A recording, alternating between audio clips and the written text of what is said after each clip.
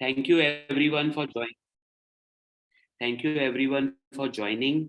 Today is a special Valentine's Day episode of Oncology Beyond the Obvious, taking a closer look. Almost 1.5 years back, we have started this particular program, which happens every second Tuesday of the month. And today, also continuing the tradition, we are continuing with one more yet episode of Oncology Beyond the Obvious. And I welcome all of you on behalf of Dr. Purvish Parikh, sir, who is also a program director. Normally, he's the one who introduces and starts the program. Today, even though he is with us, he is outside the country, and that's the reason he's on mute. But I thank him for being there because he's always the pillar for every activity we do. And without his support, I don't know where I will be today. Having said that, every episode of Oncology Beyond the Obvious is divided into 3 parts. The first part is where myself interview one faculty who is expert in that particular subject for half an hour. After that, there is a panel discussion on the same subject or on the same paper.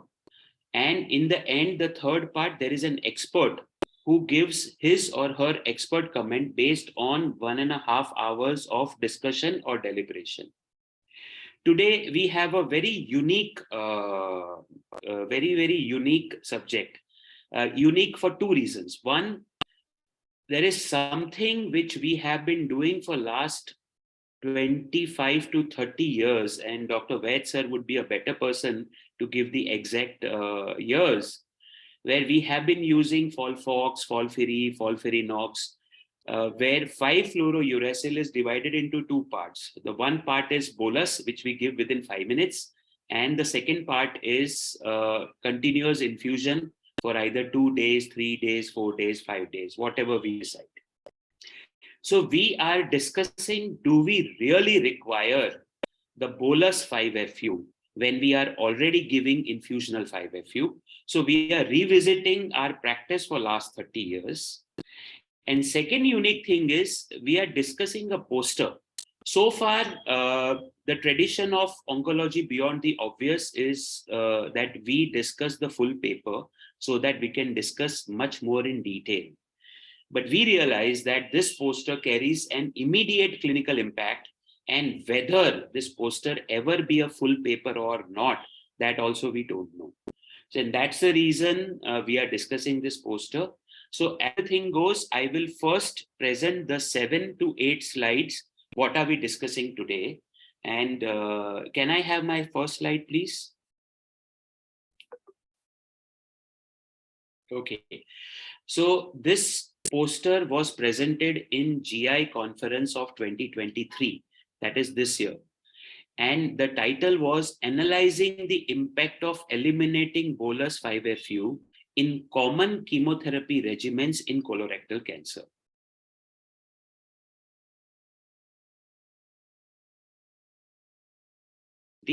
Using Flatiron database. Now, Flatiron database is, I will not go into the detail, but healthcare database where there is an authentic data being stored in that. This is the largest retrospective data in this topic so far published or presented in the world. Next slide, please. So the background is that 5-FU has been given both as bolus only and continuous infusion regimens. We have been using modified de Gremont method or the regimen which consists of both bolus and continuous 5-FU. Now 5-FU half-life is very short, and that's why the steady state concept of giving a bolus followed by infusional, whether that really makes any sense in 5-FU where the half-life is hardly 10 minutes, is something which we need to discuss. And that is what the background of this data analysis also was. Next slide, please. Okay. So all patients included in this analysis are metastatic setting, that is MCRC, and it is a first line setting. An electronic health record derived national multi-center oncological database was taken, uh, which any patient who received 5FU containing regimens in the first line setting, their details were collected and survival analysis was performed using the standard statistical measure. I would not go into the details of that. Next slide, please. 26,000 patients over a period of 11 years, that is 2011 to last year, that is 2022, were analyzed. And finally, 9,217 patients were included in this analysis. You can see the circle, red circle, where I have kept oxaliplatin, irinotecan, bevacizumab, and EGFR antibody. The usage in terms of percentage, both were matching in both the arms. But one thing which I was surprised, that anti-EGFR use in metastatic CRC was very, very low. Although that is not the point of discussion, but I was a little intrigued by that. Next slide, please. This is classical. If we would not have the color pencil, nobody can make a difference between the two arms. And so they were exactly same. What it means is whether you give 5FU or whether you don't give 5FU bolus, it does not make a difference in terms of survival. Next slide, please. So this was, in this data, it was a retrospective data. So what they analyzed was that the medical oncologist who treating these patients did not use 5FU in high-risk patients. For example, ECOG more than 2, creatinine high bilirubin. They wanted to avoid the toxicity or minimize toxicity. In spite of these high-risk patients, they still behaved exactly the same where there was a standard risk or a fit patient. So this is, I feel, is the beauty which tells us that really bolus does work in these patients. Next slide, please. So the conclusion what they have made is the metastatic colorectal cancer, bolus 5-fluorouracil did not appear to add benefit in the first line setting in terms of overall survival. I think this is the crux of what our discussion is going to be today. I'm not going to go into the detail because that we will discuss with our interviewee. Next slide, please. So let's go to the discussion now. And can we switch off the presentation? Now, it's my honor to invite today's interviewee and a very good friend who is highlighted on the screen, Dr. Viraj Lavingia.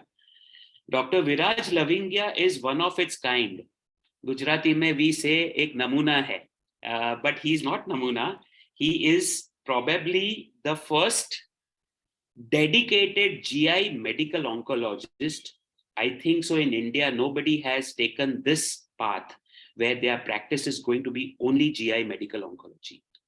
Viraj has done MBBS and then DNB in internal medicine from Breach Candy Hospital, Mumbai. He did his DNB in medical oncology from Apollo, Chennai.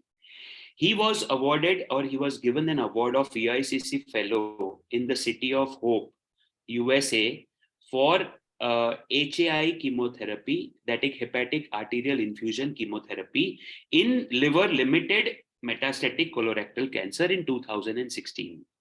Viraj has many publications so far, but in addition to that, he is a very good friend, an excellent colleague, always helpful. Whatever knowledge he has got, he'll immediately tell you, he'll immediately send you the data, and he puts forth his point with great weight.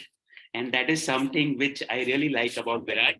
Viraj, thank you so much for joining on this special episode of Obitio. Thank you, Dr. Amish. You've always had very kind words for me. Thank you very much for having me again on your show. Right. So this is, I know this is your second appearance and we would love to grill you. So we'll continue doing that. So, Viraj, before we go on to the poster which I presented, my first question to you is, do you today give bolus 5FU in your clinical practice? Right. So the answer is very straightforward. No, I'm in practice since 2017, and since day one, I have never used 5-FU bolus in any of my patients in colon cancer. So that includes adjuvant and metastatic setting both, right, Viraj? Adjuvant, yes. Excellent. This is called as a bold statement. Fine. So, Viraj, let's go on to the poster. Why did the GI 2023 Flatiron data analyze 22,000 patients over a period of 11 years? What is so great about this particular study? What is your take on this?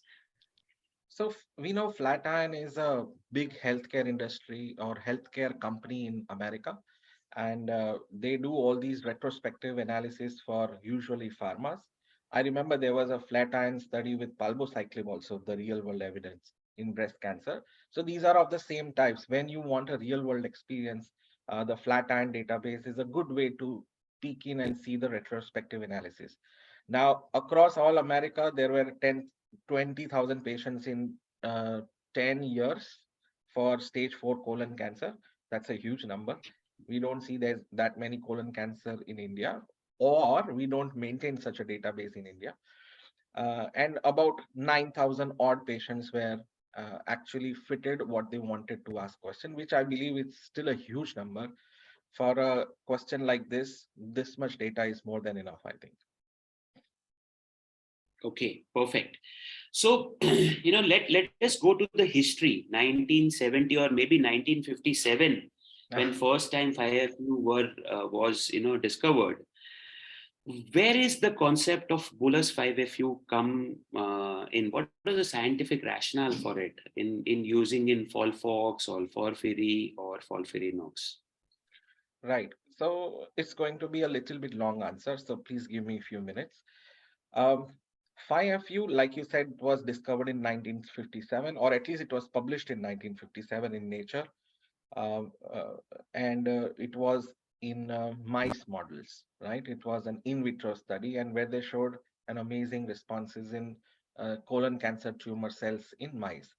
And then later on, people started using it as a push over next 30 years. So until 80s, we had 5FU boluses being used. That time, remember, there were only 5FU and methotrexate as anti-cancer drugs for treating cancer. So what the researchers wanted to do is they didn't have 200 drugs like we have today. So they wanted to see different schedules of 5FU. So they wanted to do daily bolus for 5 days in 1 month, or give once a week bolus for continuous every weekly boluses. Then they said, why don't we modulate 5FU? Because like you said, 5FU has a pretty less 8 to 10 minutes half life, and it dissipates in the blood. So how about we modulate it with some drug which can help uh, keep it attached to the thymidinate synthase, which we know is its preferred target. So they tried methotrexate, they tried interferons, they tried leucovorin, and finally we settled on leucovorin. That when you add leucovorin, the drug remains longer time. The steady state of plasma remains longer time if you add leucovorin, and also the response rates were increased. At the same time, researchers were also seeing how about we give 5FU continuously, since the drug disappears after a few minutes or few hours in the body. How about we continuously give them? And that's how the 5FU infusion came into the picture. So the main character here, and the main professor we should thank, everybody should, is Dr. D. Gramont. And he was a French doctor, and he decided that in 90s, we only have these drugs, 5FU, either you give bolus, you give leucovorin, you give infusion. So he thought 5FU leucovorin is better than 5FU. Infusion 5FU is better than 5FU. How about I combine all three? 5FU bolus, leucovorin, and infusion. And that's what generated the De Gramont regimen. And I think so it was published in JCO, which showed that it is better than giving infusion, it is better than giving bolus 5-FU over it. And that responses were almost 35 to 40%. And I think so the world took it that, okay, for any new drugs which are discovered or invented for colon cancer, this shall remain the backbone, the Degremont regimen. Actually, they never tested what would happen if you use only 5-FU infusion or modulate leucovorin to the 5-FU infusion and omit the bolus. So all these 30 years, we've been practicing a de facto regimen, which was never tested in a phase 3 or even a phase 2 manner. Because it was so good at that time, we took it as the standard of care. Excellent answer, Viraj.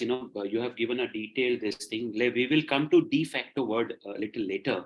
But I agree with you. That was the scientific rationale based on which we have been giving this for a long time. What is so much hula hoopla about omitting 5-FU bolus? According to you, why should we omit it? Is it causing too much of harm in the body? Something which has been time tested for 30 years. What is this, this muhim about removing 5-FU bolus? 3 to 4 minutes does not take patients' time. It is not very expensive. The regimen, even though de facto has been time tested, why should I remove it from my regimen? It's exactly what you said, is time tested to cause toxicity after toxicity. So we know it causes severe myelosuppression and febrile neutropenias. And I'm sure there were papers which suggested increased risk of death also because of febrile neutropenia. And if there is no efficacy, I don't see any reason why we should add this added toxicity. And especially now the regimens have moved to 3 drugs and 4 drugs, Oxali, IRI, BEV, and TGFR. I don't see why we should put a 4th or a 5th drug, which would cause myelosuppression. I think that is very well put. And I was going through the history. And when US FDA approved 5-FU bolus, that time the regimen was 15 milligram per kilogram for 4 consecutive days. And there were 3% mortality noticed in a fit patient. So myelosuppression was responsible for 3% mortality. Right now, we have GCSF and we have more supportive care. We don't see so many mortality, but we definitely do see myelosuppression or hematological toxicity from time to time. At least 2 out of 10 patients, even if the benign looking FOLFOX6 also, you will end up having some hemoglobin low, and you will have to use GCSF, and ideally you are not supposed to, you don't need to use. So I get your point and agree. Also, I need to make a point that in our country, we don't routinely test for DPD. I know some centers do it for routine. And if you Right. don't, and you end up giving this bolus and that patient has DPD, you've just essentially killed that patient. Correct. Absolutely right. Hematological toxicity will not recover. Fortunately, I am very sure that in India, we don't have too many DPDs because I, in between, started testing for up to almost 6 months and I didn't have a single homozygous DPD deficiency. There was one patient of heterozygous. That also, after 2 cycles, there was some myelosuppression, and that's the reason we did it, but we didn't find anything that is there. Okay. So, Viraj, let's come to this poster. Retrospective, although it is the largest 9,000 patient data, but still retrospective is retrospective, and the world will say it falls into level of this thing recommendation, or this thing is level 3 or maybe level 4. Do you think that this retrospective data is sufficient, or shall we ever get RCT of this nature in this particular subject? Correct.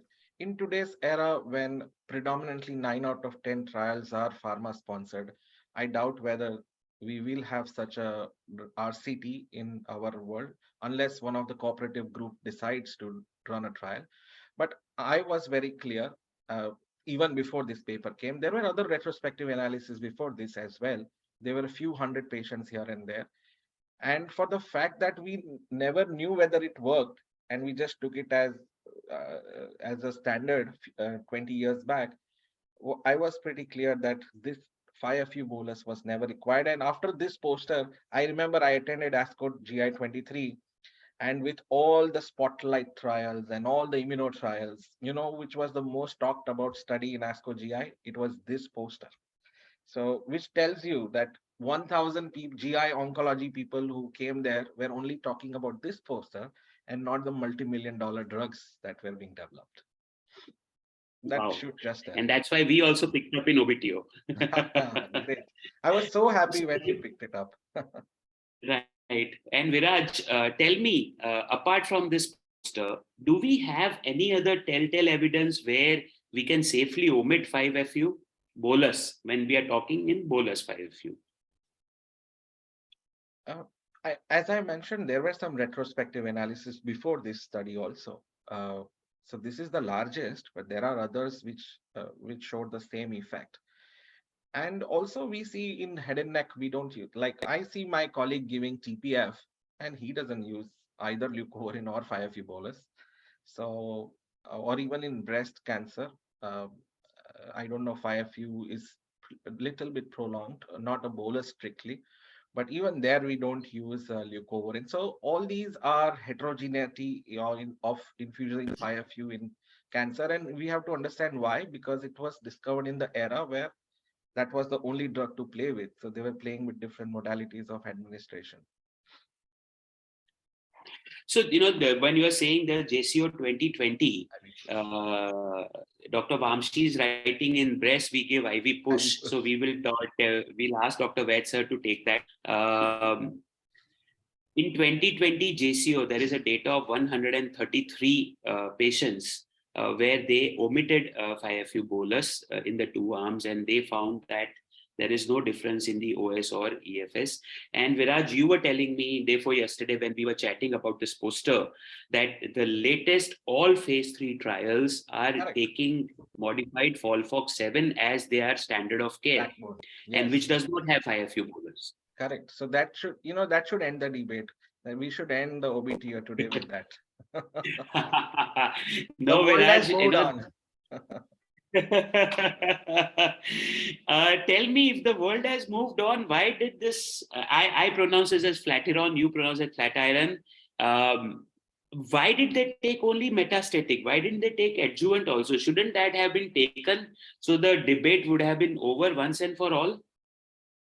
Yeah, I guess we can email them to do that. Yes, No, I don't see any reason why they didn't. You don't use it in adjuvant setting, and that reminds me of one of the 2021 from Brazil. There was a very nice study where 300 odd medical oncologists were surveyed, and they said that 40% of metastatic setting, 60% of metastatic setting, they don't use 5FU bolus, but in adjuvant setting, in 60% of the medical oncologists in adjuvant setting use 5FU bolus. They do not want to chedify of the treatment which is there. And yes, Dr. Bharat Bhosle is writing seniors versus juniors. Seniors, academicians, they did not like to use 5FU bolus, but the community medical oncologists, they like to use 5FU bolus. Any take on that data from Brazil, Viraj? I think so. Dr. Bharat made a very good point that if the oncologists, so they interviewed 330 oncologists, if I remember, and if they were GI oncologists, they were more likely to omit it.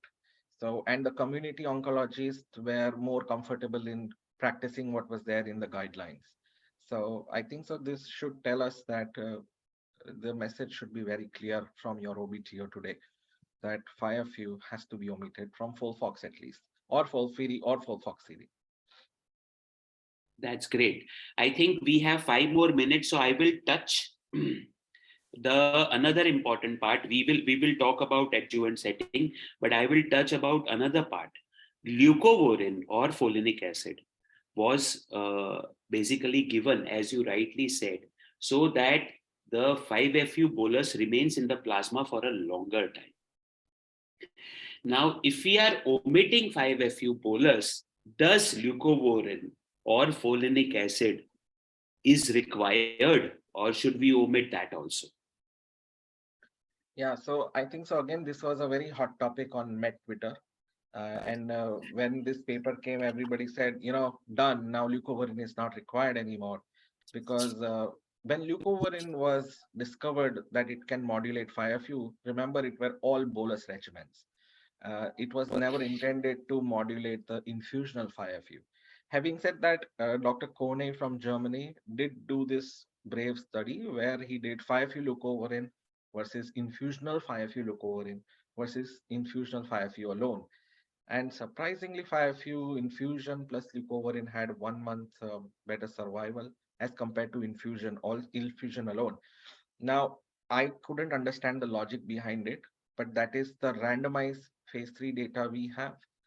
Uh, I am not comfortable in using leucovorin in metastatic setting. I have also started dropping leucovorin from adjuvant setting as well. For the fact that we didn't know what was the dose, some studies use 200 flat, some studies use 200 per meter square, some studies use 500, and now we know even low dose 20 milligrams can work. So I think so. We don't know more about this drug rather than we know about it. And I again, with the advent of these new drugs like oxaliplatin, I don't think so. Even if there is some benefit, it is so minuscule. I don't want to risk it. So I will not Okay, use. so we see omission of bolus is something which we have retrospective data. We have, one of the largest, and we have the data for low dose versus high dose folinic acid, but we don't have data of omission of leucovorin. So, Viraj, are we comfortable omitting? Because we don't know whether leucovorin, does it help the infusional 5FU or not? So We don't scientific, have any data. correct. Absence of Scientifically, evidence does not mean evidence of absence. yeah. So I wish we had a PhD pharma guy here to endorse what we are thinking that technically speaking, leucovorin cannot modulate infusional 5 because it works with a different mechanism of action. And bolus has a different mechanism of action. So I don't. Now, of course, I'm not endorsing that, but I don't use it in my practice. Okay. So, Viraj, you don't use leucovorin, you don't use 5FU bolus. What I have seen so far in the evidence is that we have this large retrospective data which we are discussing does not have any data on adjuvant setting. Okay, we have a community survey from the Brazil, which again it's a survey. It is not a study where 40 to 60% of the scenario people don't use 5FU bolus. So one thing which I agree that the data right now we have says that 5FU bolus can be safely omitted in the metastatic setting. In the adjuvant setting, we don't know because again, FOLFOX7, which has been studied in phase 3, right now, our majority of them is in a metastatic setting again. So we really don't have the data in adjuvant setting. We really don't have the data of omitting leucovorin. But I take your point, and with that, I would definitely like to hand over the discussion to Dr. Ashok Vaid sir, so that he can take forward and he can, solve the this thing. One of the last question which normally I ask the the interviewee that do they agree this is practice changing? I think Viraj has very clearly said that this is practice changing, and he's already changed his practice. Am I right, This is Viraj? this is practice reinforcing. Practice reinforcing for you. For us, many of us, it can be practice changing. And with that, Viraj, stay on. You are one of the panelists. Thank you so much for your Thank you. time. Now I invite, and it is my honor to invite Dr. Ashok Vaid sir. It is a very, very interesting thing. If you Google me or Vamshi or Viraj, it will say the best oncologist in Delhi, the best oncologist in Ahmedabad, the best oncologist in Hyderabad. But when you Google Dr. Ashok Vaid sir, it says Indian oncologist. And I think that feels, that fills the heart with the pride that this is something which is there. And this Indian oncologist is written in Wikipedia. So Wikipedia has a full page for Ashok Vaid, sir. He is credited with the first private sector in North India, where 25 first bone marrow transplantations were done by Vaid, sir. Going to his academics, 1983 MBBS in Jammu, 1989 MD, 1990 to 91 in AIMS. He did his DM from MGR Chennai. After that, he returned to Jammu. And then 1997, he joined Rajiv Gandhi Cancer Institute. 2007, he was in Artemis. And I think 2009 to 2010 till now, he is in Medanta. Vaid sir has, 30 plus publications. He is the founding member of ICON and many other organizations. And for his exemplary service in healthcare, Vaid sir has been awarded with Padma Shri in 2019. Now, these are the academic laurels, but one thing which I always will remember, I never hesitate to reach out to sir for any type of dilemma. He will always be there. He'll always very helpful. Excellent person. I have never heard anything bad from his mouth for any junior or senior colleague. He will always take it in the stride of the life, and he will also tell you to do the same. He always gives you right advice in oncology. He never gives up, even if the worst of the side effect is there. And I wanted to thank sir for accepting this invitation and being here with us. Thank you so much, Vaid sir. Thank you, Amish.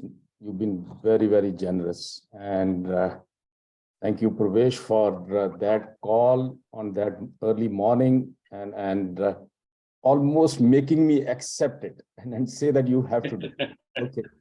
I was actually traveling and still I thought it's imperative on my part to do it. And here I am. And I think it's my honor. Over to you, sir, for the moderation. And thank you so much. And it's my honor and a privilege to be a part of the proceedings of this very interesting symposium where we are discussing a drug, something which is, as you grow older, you look at things. And a comfort is, today, the comfort is that 5FU is actually older than me. So something which is older than me on the program today is 5FU. And this was discovered before most of us, all of us were born actually. And the first patent is 1956. Sorry, I couldn't bring that US FDA approval. Actually, I have a slide, I have a PowerPoint slide, which is the original US FDA approval granted to 5FU. Now, let me bring these slides on and take you through the very quick sort of a setup and to bring things to a perspective. So the question today is bolus versus no bolus. And we are not discussing the infusional part. We are not discussing the chronic infusion, which we used to do once upon a time, 200 milligrams per meter square. And then we remember the hand-foot syndrome, quite deja vu of capecitabine. And that's where we come from. So as you see on the screen, 5FU was actually developed way back, 1956, 54 to 56, 57. And here you have the first publication and of Heidelberger, who's the guy who's credited with, and it's a simple way of looking at things. Uracil has an elemental chlorine, and this makes 5FU. And uracil, we know, is a part of the RNA, and then what 5FU does is it doesn't allow the DNA RNA to replicate, and therefore the mechanism actually stands there. Now, we have heard about the drug short half-life, 16 minutes, and one of the drugs which is excreted through the respiratory tract as a carbon dioxide. And primary metabolism as liver, we know. And of course, the oral drug is not successful because of the DPD, which catabolizes the drug in the gut. And therefore, the oral route has not been successful. And this is a rate-limiting enzyme. And of course, the deficiency actually works the other way around. We know that it's a situation where the myelosuppression can happen, and which could be fatal at times. Which is the best method for administration of 5-FU?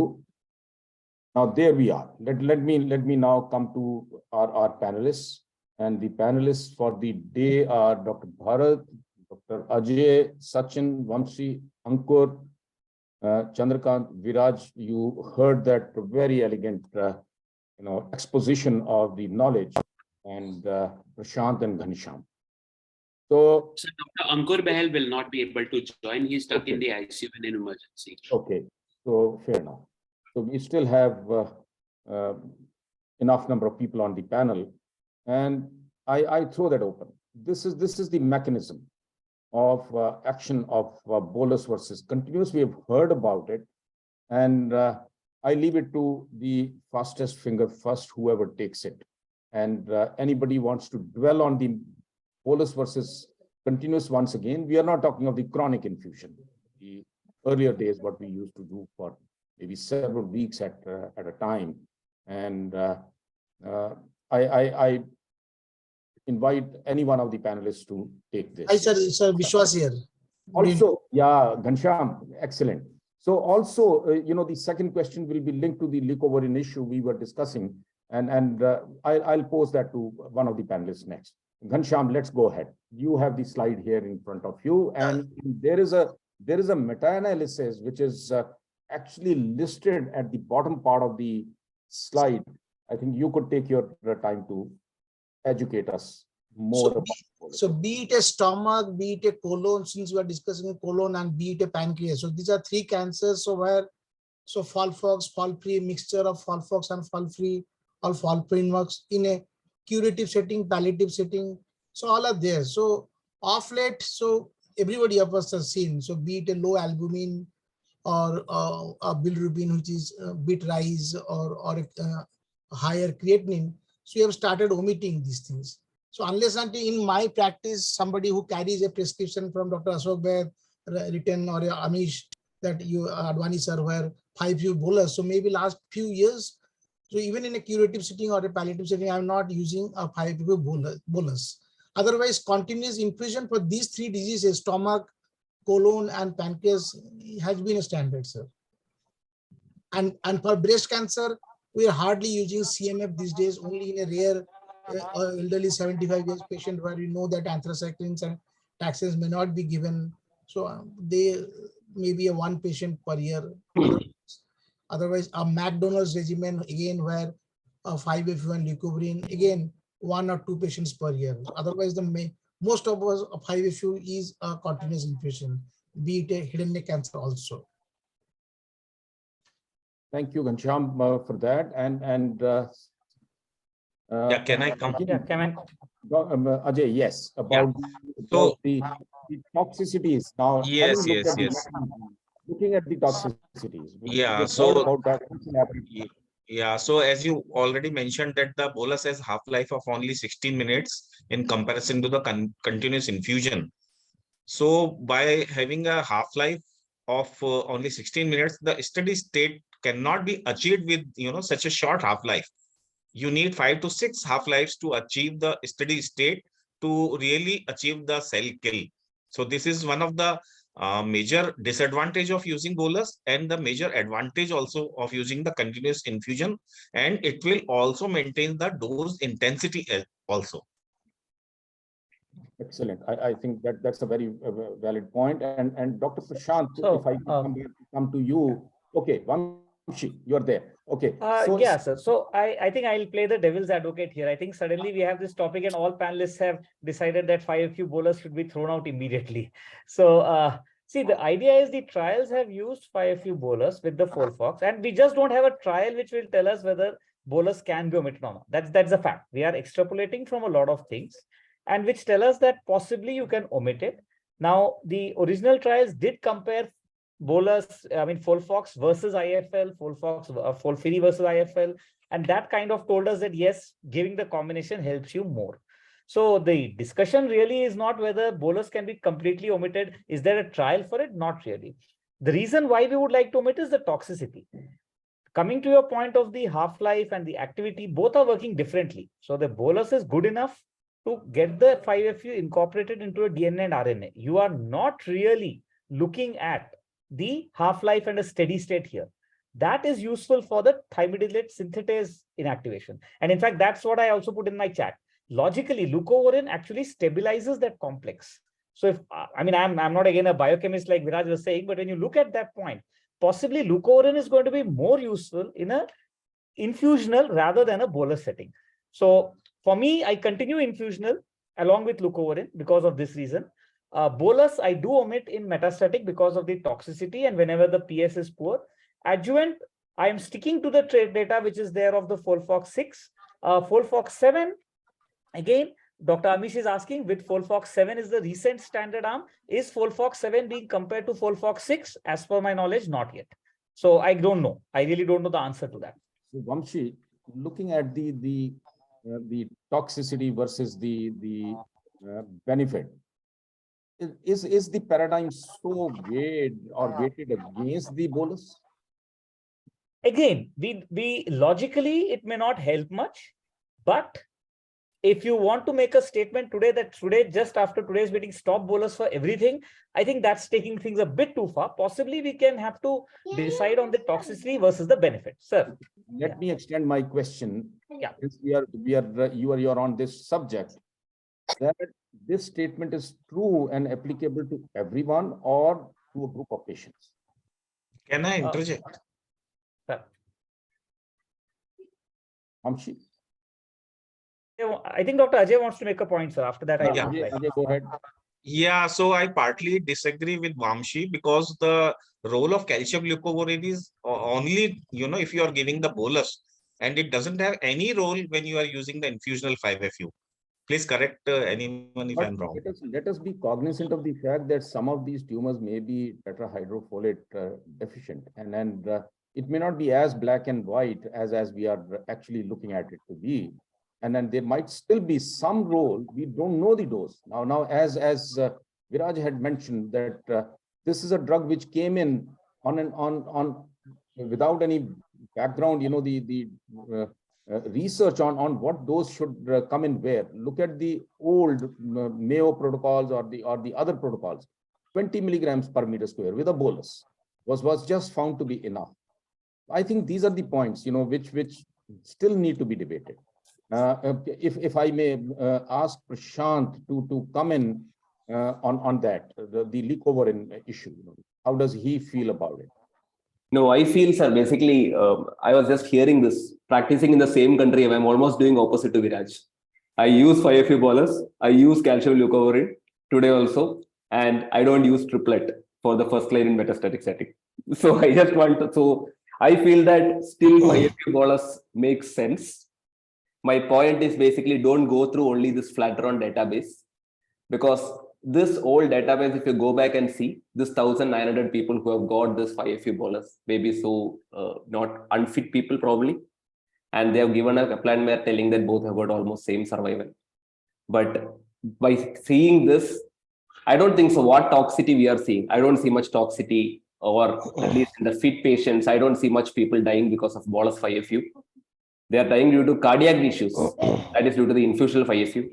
So I'm not that much uncomfortable to use bolus 5-FU is what I feel. Regarding calcium leucovorin, if you are using bolus 5-FU, definitely there is a biomodulation effect. Adequate dose, we don't know, but we don't have to worry for the calcium leucovorin. I don't think it's going to add any toxicity, whatever benefit you have. And there's a strong point to this, sir. Why I'm telling is, this bolus 5-FU has been compared with capecitabin's pharmacokinetics in this chemoradiation protocol. And what they have understood is that this capecitabin, that study was almost non-inferior to bolus 5-FU. So that means bolus 5-FU works. You can't tell that bolus 5-FU doesn't work if you give us a radio modulator in a concurrent chemoradiation setting. So the pharmacokinetics of capecitabin also has almost same effects. So I think so I'm not against. I'll take your point, sir. Excellent points. Sachin, are Yes, you a sir. believer, Yeah. non-believer, or Yes. half believer? Sachin, So, as Viraj was saying, I am a community practitioner. I'm not a GI oncologist. So I'm a community practitioner, and I have been using Bolus 5FU in most of our patients. But omission of Bolus 5FU has been there as per the tolerance. I am ready to skip away Bolus 5FU only in select patients who are not able to tolerate it. And I would agree with Prashant that it's not that Bolus 5FU has no activity at all. It has no efficacy at all. It does have efficacy in GI malignancies and across all other tumor subtypes where it is used. And about the toxicity part, when we are saying that it adds to too much of toxicity, we have been using Bolus 5FU as FOLFOX4, now then FOLFOX6. And with all other supportive care, especially with GCSF support, I think the risk of neutropenia and febrile neutropenia and even mucositis, I'm not saying it's not there, but it's definitely not something which is really worried. We are worried about. FOLFOX has always been considered as a conveniently managed treatment, including whenever, in spite of using Bolus 5FU. So I'm not, with the retrospective data, I'm still not convinced fully that we should omit 5FU, which we have been using for so many years, and it has shown its efficacy, and I would put it as a manageable toxicity. So if I may ask you, Sachin, you said that we omit for certain group of patients. Could you 1, 2, 3 top 3 indications where you omit the bolus? So first is obviously in elderly patients. That is first. And second is where I have already experienced toxicity. Somebody who has experienced in the first 1 or 2 cycles has experienced significant neutropenia or significant mucositis, then I may omit 5FU. Bharat, I'm coming to you. Yes, sir. We have heard the rest of the colleagues on the panel, and where are you? Left, right, or the center of the? Yeah, so sir, no, when the topic came to me, I just looked at my 12 years of practice, and started dedicated practice. I'm not only dedicated GI, but then I looked at this Brazilian paper. So my practice has evolved. In the beginning part, I used to use the bolus. I do not completely agree with my colleagues who say there is no toxicity. You learn from your experience, and when your number goes up, then you start seeing those 5FU toxicity. I lost patients too. So in metastatic setting, today's practice is no 5FU bolus at all. I believe that no infusional 5FU is enough for my metastatic patients, because as rightly said by Viraj, now we have targeted therapy some of the patients, and we are adding oxaliplatin irinotecan in some of the protocols. So I believe that infusional 5FU is enough for the metastatic setting. For frail patients and those patients who develop toxicity in the first cycle, in the adjuvant setting, like severe myelosuppression I have seen, GI toxicities I have seen, I try and omit the 5FU. What I do for those patients, I use flat dose of 5FU as well as leucovorin on the lower side. And in those patients who adjuvant setting, I use the bolus. So my practice, which has been evolving over a period of time, I started omitting the 5FU in metastatic setting clearly. In adjuvant setting, I add 5FU bolus, flat 500 milligram dose. If those patients develop toxicity, I omit the bolus and use only infusion. Thank you so much. Viraj, you have heard everyone. So very quick comment from your side, because we have something more to discuss. Right. So there were 2 points, sir. Everybody said 5FU bolus has activity. There is no doubt 5FU bolus was an active drug for last 40 years. The point here is, if you have infusion, does adding bolus add anything to it? And I would ask everyone who wants to still use bolus to show me one trial, where it said that if you are using infusion, adding bolus to it is better than infusion alone. There is not a single trial. So it was taken as a de facto when the Gramont regimen came in 92, that, with this, we have 35% responses. And, then subsequently, all these 30 years, we had that as a backbone. So what I mentioned is we should have debated this then, that why there is a 5FU bolus included in this regimen when 5FU infusion alone has enough efficacy. So there is not a single one study. So I'm completely opposite that this debate should be way back. So I've brought this slide up. that various regimes and various ways of doing it, and look at the heterogeneity, look at the various protocols, and what is the gold standard of care against which everything should be benchmarked? We do not know till date, as Viraj has said. I think I'll not come back to this debate again because everybody's offered his comments, and then we are at least there is a consensus that there is no consensus as far as the evolution of the treatment has happened, and a lot of things have happened just along the way, and then they have evolved, and then we have gotten so used to doing all that. So that's the poster once again, and the background Amish had very elegantly dealt on that. I would go to the forest plot once again, and the survival curves are superimposed. Nothing to now. This is where we would like to spend. Oh, Amish, we are almost about 750 already. Okay, so Amish made a point that patients with poor liver function, creatinine up, and ECOG beyond about 2. Now, these are the patients we are dealing with on a day-to-day basis, actually. And these are the challenges we are facing. So everything is towards the right. So what do we make out of this? Let me go one by one. Very quick comment from everyone. Prashant, I begin with you once again. I agree, sir. Elderly with a poor performance status, with a borderline liver and renal function, you have to avoid toxicity. I fully agree with this. Today's Valentine's Day, and only females are doing better on this. Okay. But I always feel, sir, I'll add a point here. Pharmacokinetics, we can't predict each person's PK/PD metabolism of a drug. So I feel that biomodulation doesn't work. 5FA bolus, we cannot make a generalized statement by seeing this stuff like that. I feel that. Viraj, just very quick yes or no to it. Will not be a travesty of the scientific evolution that 70 years after the drug was discovered, we still are struggling. Yes or no? Yes, I agree with you. Okay, so Chandrakant, your comment about this forest plot. So true, sir. I think we will not be using bolus 5FU before infusional 5FU in any of the patients. However, if a patient cannot tolerate infusional 5FU because of cardiotoxicity, only in those patients I will be using bolus 5FU.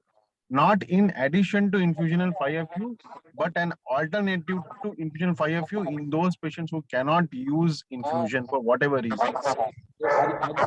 In your practice, are you using bolus for everyone or for some group of patients?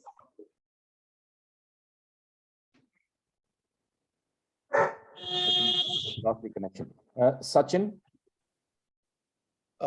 Yes, sir. Basically, with this retrospective large data, at least for few patients who are not able to tolerate 5FU, I'm comfortable in omitting that. About this forest plot. About this forest plot. Without the fear of losing the efficacy. But for everyone, and again, I'm a bit not convinced. For everyone, should I omit 5FU? But for those patients like age more than 70 and poor performance score and borderline or deranged LFTs or renal function, then I'm with this large retrospective data, I'm okay with give away bolus 5FU. So, but not in adjuvant setting. Ajay? So you can very well see that in all the high risk groups, it has helped by omitting the bolus 5FU. So I am absolutely, not inclined to use the bolus 5FU. And beside this, we have published data in the form of concept trial, where the omitting the 5FU bolus has resulted in less than 2% of the myelosuppression, and all the patient tolerated it very well. So these are published data from 2008. Bharat, you summarize for us. So, sir, especially for elderly patients with poor GC and organ dysfunctions, it is better to avoid bolus. Except those patients with cardiac comorbidity, you have to use it. Not to use the infusional. Use bolus. For metastatic setting, my understanding is very clear. I started omitting the bolus. I use only infusional because we have many drugs to use it. The conclusions from the poster that in the metastatic CRC, the bolus did not add benefit older patients, poor ECOG, higher bilirubin, and kidney dysfunction, they were less likely to get the bolus. And obviously, these are the patients we should not even be attempting. So the big question now is the 5FU bolus can be omitted. Yes. I think we have gone around the table, heard everyone, and now there is a more trend towards omitting the 5FU bolus. I think it would be a very compelling database, and then all of us will be sort of forced to rethink our strategies. Of course, we are already redoing it for the high risk groups, but across the board, I think we may have to look at a lot of things. And Ajay did mention about the concept trial, that is the FOLFOX7 with BEV, and omission of the 5FU bolus resulted in a low incidence of severe myelosuppression, that is 2%. Now, I think we will have a couple of minutes, and no discussion on 5FU would be complete without touching upon cardiotoxicity. Anybody would like to, Amish, would you now, it's your turn for the cardiotoxicity. Amish, are you there? Okay, so I think since we I'm there, sir. I'm there, sir. So I put this question across to you, cardiotoxicity. If the time doesn't allow us to go around the table once again, and I think we would wrap No, up. sir, you have 10 to 15 minutes at your disposal, sir. So we can discuss whatever you think is the best. So cardiotoxicity of 5FU, there are two things which I have learned. And one very important thing which I have learned from you is that in an infusional 5FU, yes, cardiotoxicity is more, but it is enhanced if you use a particular antiemetic drugs. And after discussion with you, sir, I have changed that antiemetic in my practice, and my cardiotoxicity has gone down drastically. So first of all, thank you for that tip, sir. In terms of coronary vasospasm, sir, what I have seen is it happens typically on day 2, when there are 14 to 16 hours of 5FU has already gone. And this is the time when there is a peak of cardiotoxicity. So patients should be there in and around the doctor with some ECG monitoring if it is there. If the patient has a stable heart disease in the past where already 1 to 2 years have gone and there is no new cardiac event, I can still use 5FU.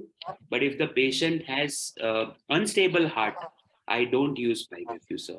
So that would be sort of my summary for 5FU cardiotoxicity. So what is the antiemetic protocol, Amish, which Dr. Vaid suggested to you? Any one of you can just make us also wise. Vaid, sir, I would leave that to you to answer that, sir. No, please share your experience. Absolutely. Okay. Yeah. So, we were using a lot of palonosetron and aprepitant in FOLFIRI and FOLFIRINOX, and we have stopped using the high dose of that. And after that, in fact, last 6 months, I have not seen any cardiotoxicity. But yes, of course, on the 14 to 16 hours, I keep a very close watch. I look at the drop in blood pressure or palpitation and stop 5FU for some time. And I have had a very good experience with that. So by looking at your statement, does it really make sense to use the ambulatory pumps for continuous 5FU infusion then? And sending the patient, back home? You are asking me, or you are asking? Or anyone, you or Ashok, anyone can answer. Pumps Does it we've been using pumps ever since, and last 25 years actually. And let me tell you how our conversation about all this started. And we shared one case record between the two of us, and we found that ever since we changed our, I don't have any evidence to support that, but it's a audit we did that our cardiotoxicity actually went up as we shifted to palonosetron and aprepitant. Now, as long as we were using ondansetron and until the granisetron, we never saw. The first patient of real, cardiac necrosis, acute myocardial necrosis, we saw was way back in 2010, 2009. The patient simply collapsed. And I got a call at 4 o'clock in the morning, and we put him in an ICU care, went on a balloon pump, and patient walked out of the hospital on the day 8. Fully recovered. The ejection fraction dropped to 20%. And the phenomenon started recurring, actually. We had multiple such episodes. And we went back and did the analysis, and we found that these antiemetics were a constant factor, and our entire cardiotoxicity profile actually changed after that. We were aggressive.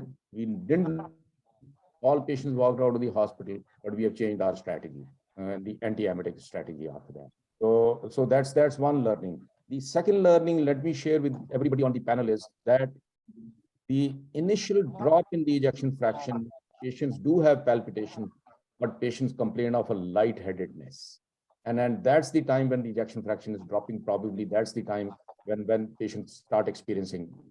So any lightheadedness, palpitation is a red flag. Do an echocardiogram right away. So any of the panelists would like to share their experience of cardiotoxicity? Sir, can I Please. So this is Sachin. So basically, so thank you for all your useful tips for handling cardiotoxicity. I'm just diverting from cardiotoxicity with your permission. So we all of us have, as Bharat said, we have all have experienced some unusual toxicities with all kind of drugs. We have seen patients collapsing with any kind of drug, which was not anticipated. But we have been, I think the FOLFOX and FOLFIRI started somewhere in 2005, 2007. So I was a DM student at that particular point of time, and we were using FOLFOX for a long time, and then moved on to FOLFOX 6. I wish to ask to all the panelists, what is the real world experience of the incidence of febrile neutropenia when they're using FOLFOX 4 or FOLFOX 6 with Bolus 5FU? What is the incidence of grade 3-4 neutropenia or febrile neutropenia, what they have seen, where they have really come across a serious problem? This is just for my understanding of the toxicity part of it. I don't think there is any Indian data which has been there on FOLFOX. I want to ask the Indian experience. Patients in India, how do they do with FOLFOX 4 and 6? I think we have all used FOLFOX 4 in the earlier stages, where 5FU bolus was given on 2 days and then on a single day in FOLFOX 6. So any of the panelists, if they can share their experiences, put the figure where they have experienced grade 3-4 neutropenia or febrile neutropenia with FOLFOX 4. Less than 5%, Sachin. Less than 5%. Dr. Sachin, I have put it there. Incidence less than 2 to 3%, and even that's with inotecan and possibly with the oxali. Exactly. So what toxicity are we really afraid of? So I am more afraid of the mucositis, to be honest. Correct. So mucositis, yes, that is one toxicity that will be definitely added by but and not to forget diarrhea with bolus. So diarrhea will also be there with infusional 5FU. Less likely, but more associated with the bolus. I won't agree with that, sir. So, Vaid sir, can I answer Sachin's this thing? Please Yes, go ahead. Please go ahead. Okay, so Sachin, you asked about the real world experience. What my experience has been that FOLFOX 4 is relatively quite safer. We don't see so many febrile neutropenias. FOLFIRINOX, we see many febrile neutropenias. Ever since I did two things, I started omitting bolus and started reducing leucovorin dose to 20 milligram per meter square or a flat 40 milligram, whatever you say. I have not been seeing myelosuppression so much what I used to see earlier. FOLFOX 6, there is a double dose of everything. And as a result, 2 out of 10 patients, I would say 1 or 2 out of 10 patients, when there is a hemoglobin of 8.2, 8.3, where, we feel that this is not a toxicity, but they do hamper the quality of life as compared to when you omit the bolus, suddenly you see your hemoglobin is coming up to 9.5, 10. The TLC remains in the range of 2,500, 2,300. You keep giving Grafil intermittently. This is something which I have been seeing regularly. In metastatic setting, I don't use bolus at all. And in fact, the patients tolerate it quite well. Sachin, this is the experience you asked, the experience, so I'm sharing that. Absolutely. Right, sir. Right, sir. Anybody else would like to? I'll add a point, sir, regarding the cardiotoxicity. How many of you have felt toxicity after the second or third cycle? Because we had a year at least 2 to 3 mortalities last 2-3 years. So we all were sitting in the department. Only if you have missed the cardiotoxicity in first cycle, then only you will develop in second Correct. cycle. So majority of the cardiotoxicity is in the first cycle, I feel. That also after 12 hours after an infusion. So what we have done is, one was this antiemetics is a good point, which sir was telling. And the second important thing which we have done is first infusion of IFU. We just gave for 10-hour infusion on day 1 and day 2. And we looked whether the patient is tolerating. And after that, I don't know what has helped, but there was a big decline in the cardiotoxicity from last 1.5 years. So first infusion was 10 hours, day 1, day 2. Then after that, go to 44 hours. We are using FOLFOX6. And regarding Dr. Sachin's this thing, we had a recent audit for our PG's thesis, and the febrile neutropenia was less than 2% in your FOLFOX6. Excellent points. I think that's a good tip for the practice.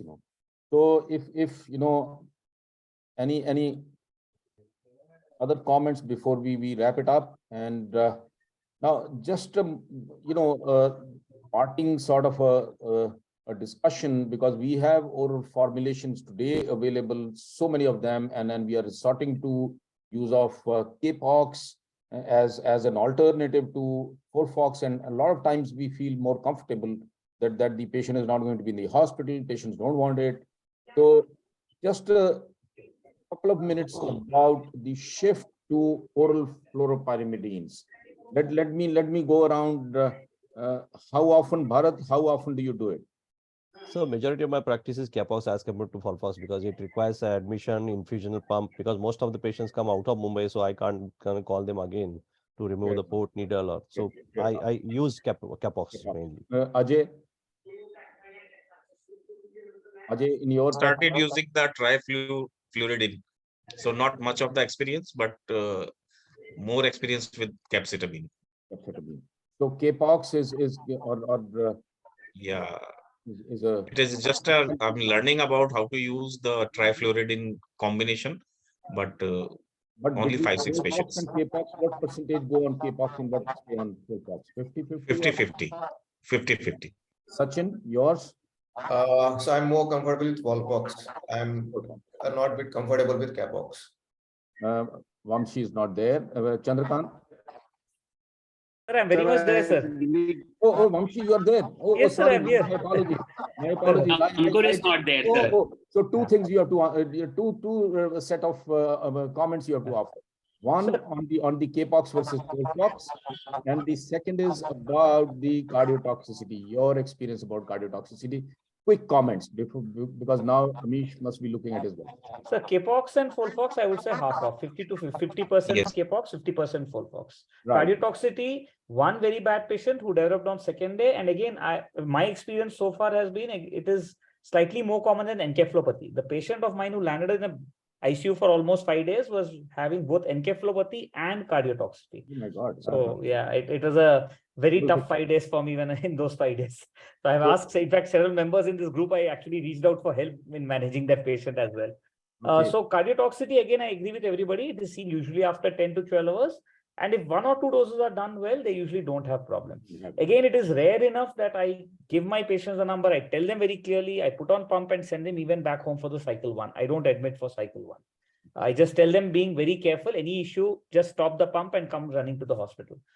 So far, it seems. Prashant, your comments on Capox versus FOLFOX? No, it's almost 50-50, sir. But I'll tell one point that advantage of Capox is that you have got original molecules of Celoda and oxaliplatin. I don't know how much good the 5FU is. And this calcium leucovorin, we have batches where you're getting yellow color calcium leucovorin, and also that means some particles in the calcium leucovorin. So I feel that original Celoda and Dacotin molecules will be there if you use a Capox. So what Wonderful. And Viraj, I come to you for your last final comments between for the K-pox versus FOLFOX, and the second point is that how much, Chandrakant, where did I miss you? Chandrakant, sorry, I missed you. Sir, I believe FOLFOX is better than K-pox because I won't be able to give a good dose of capecitabine in many of my patients, but I can give a proper dose of 5-FU. I always try and give FOLFOX in all settings, and I avoid using capecitabine. And in those patients who have cardiotoxicity, I would use S1 in those patients, or tegofururacil, because it is much safer in cardia is concerned. So those are my comments, sir. Thank you so much. And Viraj, now I come to you. Yes. Of K-pox, particularly your comment about the dose of capecitabine. How many of us are able to actually deliver the right dose? So I agree with Dr. Chandrakant that I'm not comfortable with K-pox because usually I'm not comfortable in giving 2 grams per meter square per day dosing. Having said that, in adjuvant, I do prefer because it finishes off quickly in 3 months and cheaper. But I don't remember in last 1 year, like 1 or 2 patients of K-pox in metastatic setting. Usually in metastatic setting, I always do the pick line and go for FOLFOX or FOLFOXIRI. That's my practice. So I would say about 70 to 30, 70 versus 30 is FOLFOX versus K-pox. And about cardiotoxicity, I agree with Dr. Vamshi.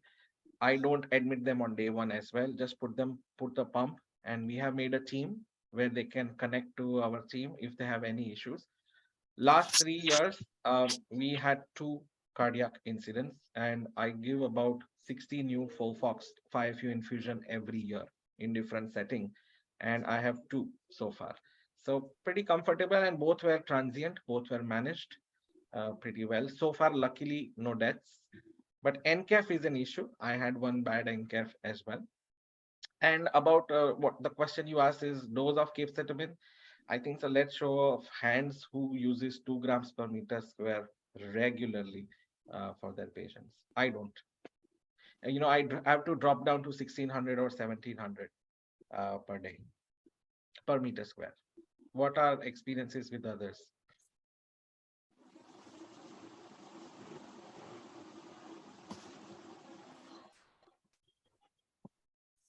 So Viraj, let me take that answer. Let me take Yes. from our side of view. We use quite a few K-pox. Our center is also pretty high volume in terms of K-pox, and possibly around 10% would be the ones who would be using the full dose. Rest 60 to 70%, 15 to 20% dose reduction. So my apologies, something went wrong and I was disconnected. So I think I take this opportunity to thank everyone, all the panelists. Vaid sir, Amish here. Yeah. Sorry. Sorry, sir. There are 4 questions which are lying on the question and answers and pending since a long time. Okay. And I think, maybe I can ask Vaid sir to answer that question rather than going around the panel. So Dr. Suresh P. Vaid sir, you are there? Sir has muted himself. So maybe I'm unmuted now. Yeah. Right. So, sir, Dr. Suresh P has asked that if there is a rapidly growing tumor, would Bolus 5-FU be better?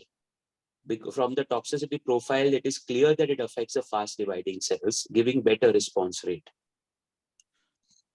I don't know. Honestly, I don't know the answer to that. And there is nothing to suggest that the bolus would work. If you look at the mechanistically, the infusional is where it works in the S phase. And in the infusional, you are exposing the tumor over a longer period of time, and to my mind, the bolus still may not be better than the infusional. Right, sir. So Viraj has a very good paper where bigger the dose of 5-FU kills the larger cells and gives a better response rate. Right. If you use an infusional 5-FU, right. As the bolus. So what's the second question? Which is there. So second question, sir, is by Dr. T.P. Sahu. Opinion of panel about Holter monitoring during 5-FU infusion, especially the first cycle, to detect cardiac toxicity. So, the Holter would pick up the arrhythmias. Holter will not pick up the ejection fraction. And the vasospasm, which typically happens with 5-FU, Holter may not pick that up, but will be obviously a good modality to pick up any arrhythmias. I'm not sure if there could be one way of doing it. Then you may have to resort to multiple ways of picking up the cardiotoxicity, and there may be no simple way of. I think it's the high index of suspicion on the part of the clinician, and to be watchful, at least in the first cycle, 1 to 2 cycles, and see the patient during that period of time when the vulnerability is going to be the most. Right, sir. So one last question, which we will take, Dr. Hemant Iqbal has just popped up. Last 5 years, I am using 5-FU infusion with ISMN cover, and I have not seen a single cardiac event. What about others' experience? Anybody could offer comment?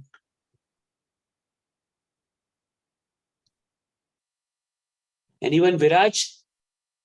Sir, I think there has been trials where they have used anti-anal drugs before giving 5-FU infusion, and this has not shown any benefit. Therefore, prophylactic use of these have not reduced cardiac events in these patients. However, if a patient has got a history of cardiotoxicity to 5-FU, in those patients, we should use these anti-anginal drugs, if at all, if you're planning to re-challenge subsequently. I have the same experience like you, Dr. Chandrakant.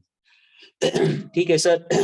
If nobody, Vaid, sir, thank you so much. Thank you so much, Amish, and thanks everyone, Purvish and Kavina Creations, all the panelists for the wonderful discussion. A lot of learning actually, and learning never stops. I think we get around the table, and the good part of the discussion was that this was more clinically driven. This was more driven through the each individual's own experience, and that what is the art of science, art and the science, and more as an art and less as a science in today's discussion. The science is still not complete as far as 5-FU is concerned. We are struggling to answer questions still.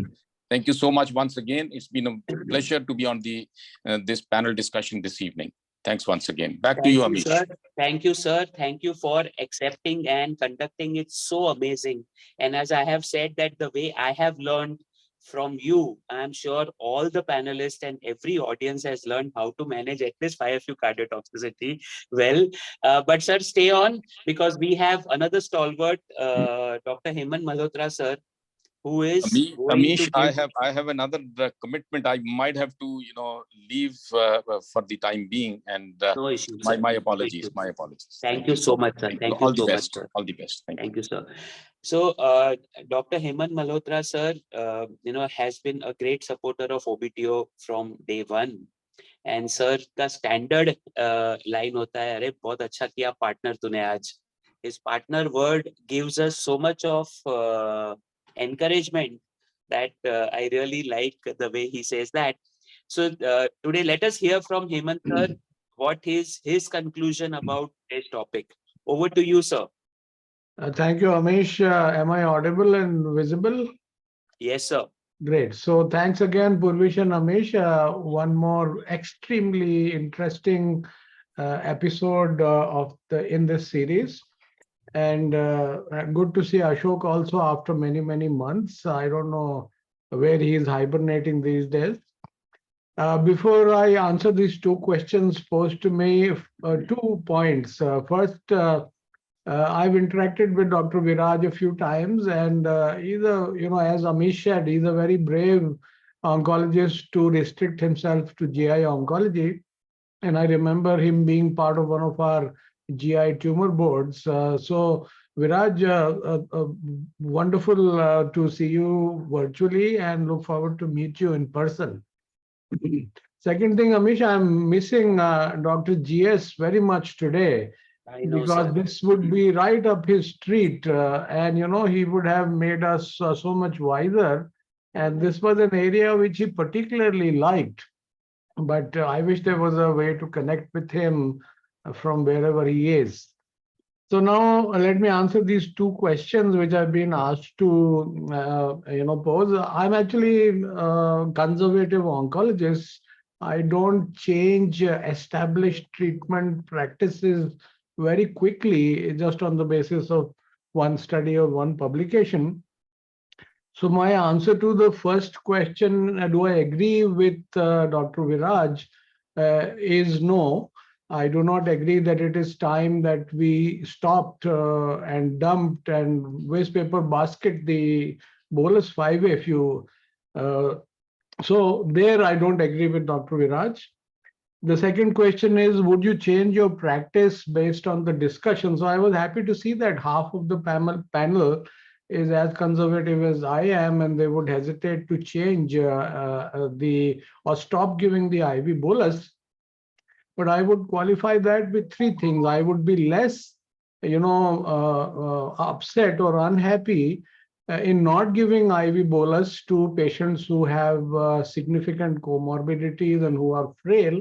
So with the data presented and discussed, I would be a lot more confident in not giving these patients, the frail patients and the patients with comorbidities, and that subset of patients has already been discussed. So I would be very happy not to give them the bolus. And this is in the metastatic setting. In the adjuvant setting, I would, try to give the bolus.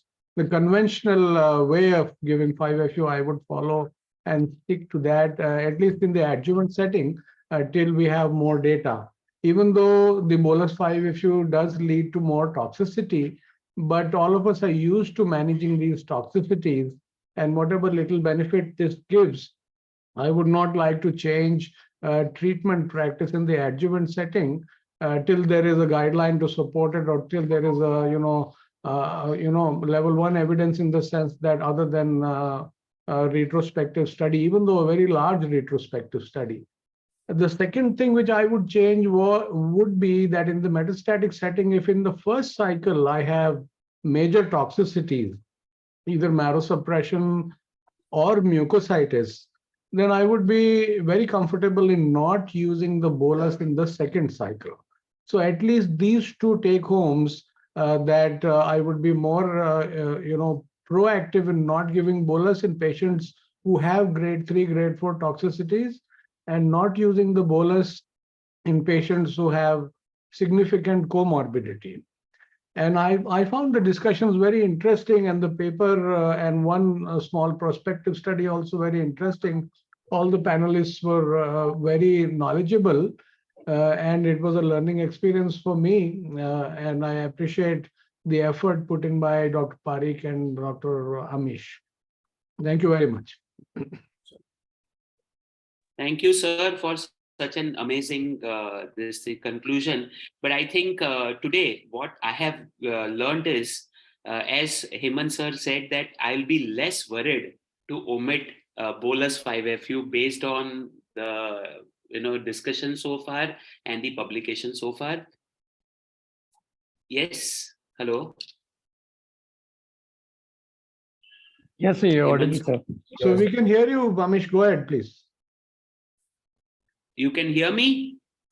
Yes, sir. Yes, go ahead, please. Okay.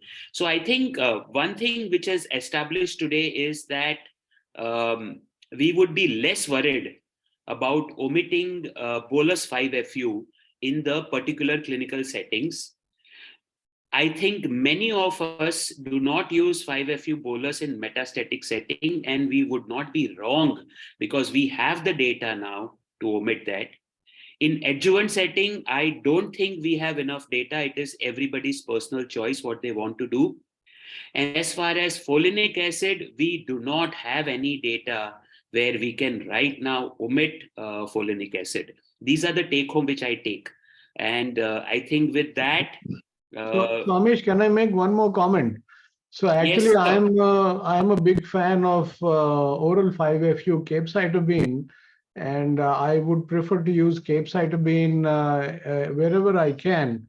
And in my practice, almost the ratio is 70 to 30, 70 Capox and 30 Folfox. And only for the patient in which I cannot give oral capecitabine, like some intestinal obstruction or GI, absolute GI intolerance, then I would use infusional 5-FU. So that's an additional comment which I have. Right, sir. Sir, you are absolutely right. My experience of Capox is like Viraj's experience. A full dose of 5-FU in full dose of capecitabine is almost a rarity in the clinical practice, what I have seen. So I use more of Folfox unless and until patient opts for Capox. But this is again, subject to everybody's interpretation. But I think this was a great learning, and Parikh sir is still there in spite of he being on vacation. And I must say that OBTO platform, is incomplete without Parikh sir's voice. So if sir can just say hello, we can wind up this program, sir. Thank you very much, Amish. Thank you very much, Hemant, Ashok, and Viraj, and all the panelists. We really had a excellent real-world discussion. Right, sir. So I think with everybody's permission, have a happy Valentine's Day, whatever is remaining. And we will do next month, second Tuesday, like we always meet. Thank you so much. And with that, I think we close this session.